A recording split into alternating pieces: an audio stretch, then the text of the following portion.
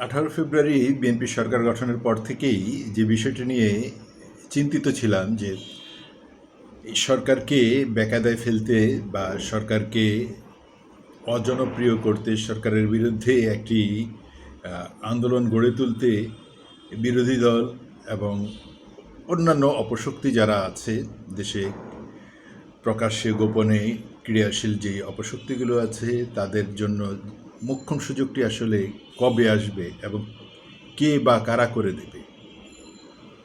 ধারণা করছিলাম যে বিএনপির মন্ত্রিপরিষদ থেকেই এই জটিলতাটি তৈরি হবে। কারণ হচ্ছে বাংলাদেশের মন্ত্রীরা মনে করেন যে তাদের এত বেশি জ্ঞান, এত বেশি তারা দক্ষ, এত বেশি তারা শিক্ষিত যে তাদের জ্ঞানের উপরে আর কোনো জ্ঞান নেই, তাদের শিক্ষার উপরে আর কোনো শিক্ষা নেই, তাদের কথার উপরে আর কোনো কথা নেই। তারা এই কথা বলতে যেয়ে তারা মনে করে যে কথাই হচ্ছে তার মূল শক্তি। জনগণ তার কথাই বিশ্বাস করে, জনগণ তাকেই বিশ্বাস করে। সুতরাং কথার ফুলঝুরি দিয়ে যখন উনি রাজনীতি করতে যাবেন, অতি কথনে কিন্তু তখন পরিবেশ পরিস্থিতি প্রতিকূল হয়ে যাবে এবং সেখানে একটি অতি কথার মধ্যে দু একটি ভুল শব্দ উচ্চারিত হয়ে যাবে, যেটি খুব অর্থবহ কিছু নয় বা কাউকে উদ্দেশ্য করে বলা হয়নি, কিন্তু বলার কারণে, সেই কথাটি বলার কারণে যে জটিলতা তৈরি হবে, সেই জটিলতা পুরো সরকারকেই একটি অরাজক পরিস্থিতিতে ঠেলে দিবে। ঠিক তাই হয়েছে এবং যাকে নিয়ে খুব বেশি চিন্তিত ছিলাম বা যাকে ঘিরেই এই পরিস্থিতিটি তৈরি হওয়ার আশঙ্কা করছিলাম, তাই হয়েছে। শিক্ষামন্ত্রী এহসানুল হক মিলনকে নিয়ে এই আশঙ্কাটি করেছিলাম, কারণ এই ভদ্রলোক যা করতে চান, যা করাতে চান, সেটি বলতে যে উনি জটিলতা তৈরি করে ফেলছিলেন। অথচ এই মানুষটি খুব খারাপ রাজনীতিবিদ, খুব খারাপ মন্ত্রী, খুব খারাপ একজন মানুষ, এরকমটা কিন্তু নয়, বরং বিপরীতটা। অত্যন্ত সৎ একজন মানুষ।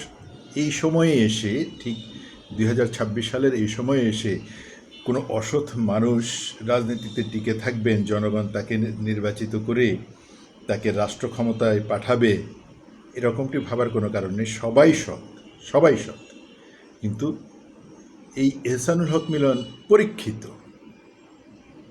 বিএনপির যে দ্বিতীয় প্রজন্মের রাজনীতিবিদ, তাদের মধ্যে আমানুল্লাহ আমান, এহসানুল হক মিলন, খায়রুল কবির খোকন, নাজিমুদ্দিন আলম, এরা সবাই বিপুল জনপ্রিয়তা নিয়ে যার যার অঞ্চলে রাজনীতি করেছেন এবং সেখান থেকে বিপুল ভোটে তারা নির্বাচিত হয়ে এসেছেন।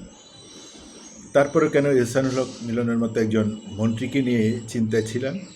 কারণ হচ্ছে ওনার যে মন্ত্রণালয়, এটি খুবই স্পর্শকাতর একটি মন্ত্রণালয় এবং ছাত্রছাত্রীদেরকে খুব সহজেই আবেগপ্রবণ করে তোলা যায়, দুর্বল করে তোলা যায়, খেপিয়ে তোলা যায়, রাস্তায় নামিয়ে দেওয়া যায়। ছোট্ট একটি কথার মারপ্যাচের কারণে, ছোট্ট একটি শব্দের উচ্চারণের কারণে, বাক্যের উচ্চারণের কারণে দেখা যাবে যে ছাত্রছাত্রীদের কাছে এমন একটি বার্তা চলে গেছে, তারা মনে করছে যে তাদেরকে অপমানিত করা হয়েছে, তাদেরকে অবমূল্যায়ন করা হয়েছে। ব্যাস, তারা রাস্তায় নেমে গেল এবং রাস্তায় নেমে যাওয়ার পরে যেটা হয়, দুর্ভোগ তৈরি হয়। এবং কেন দুর্ভোগ তৈরি হয়েছে? ওই মন্ত্রীর ওই কথার কারণে। কি কথা বলেছে, কি প্রেক্ষিতে বলেছে, কি অর্থে বলেছে, সেটি কিন্তু লক্ষ কোটি জনগণ খুঁজতে যাবে না। জনগণের কানে শুধু শোনা গেল কি, শিক্ষামন্ত্রী এই কথাটি বলেছে। হ্যাঁ, শিক্ষামন্ত্রী কথা বলতে পারে, ছাত্রদেরকে এই কথা বলা তার উচিত হয়েছে। এভাবেই তখন সবাই মূল্যায়ন করতে থাকবে এবং তাই হয়েছে। গতকালকে এইচএসসি পরীক্ষার্থীরা রাস্তায় নেমে এসেছে শিক্ষামন্ত্রীর দু একটি কথার কারণে।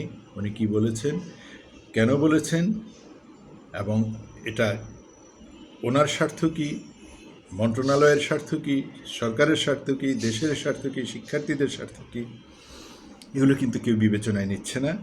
এবং মজার বিষয় হচ্ছে, এই বিষয়টিকেই অর্থবহ করে তোলার জন্য, অর্থাৎ এই যে ছাত্রদেরকে রাস্তায় নামিয়ে দিয়ে এটাকেই খুব ভালোভাবে রাজনৈতিক একটি ফায়দা লোটার জন্য একটি শ্রেণী কিন্তু ইতিমধ্যেই নেমে গেছে। একটি ভিডিওতে দেখলাম ক্লাস 10-এ পড়ে কোনো একটি স্কুলের ছাত্র, সেও চলে গেছে এইচএসসি পরীক্ষার্থীদের এই আন্দোলনে নিজেকে সম্পৃক্ত করার জন্য। তার মানে কোথাও থেকে ইন্ধন দেওয়া হচ্ছে, কোথাও থেকে কলকাঠি নাড়ানো হচ্ছে, কোথাও থেকে সুতাটা টানা হচ্ছে। এবং জনাব এহসানুল হক মিলন মন্ত্রী সাহেব সংসদে উনি দুঃখ প্রকাশ করেছেন। দুঃখ তো অবশ্যই প্রকাশ করতে হবে। আপনি যখন ভুল করবেন, ভুল বাক্য বলবেন, এটার জন্য দুঃখ প্রকাশ করলে ছোট হয়ে যাওয়ার কোনো কারণ নেই।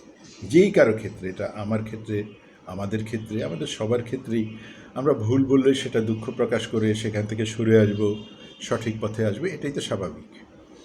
একটি দেশের শিক্ষা ব্যবস্থা সরকার এবং ছাত্র উভয় মিলেই সুন্দর একটি জায়গাতে উপনীত হয়।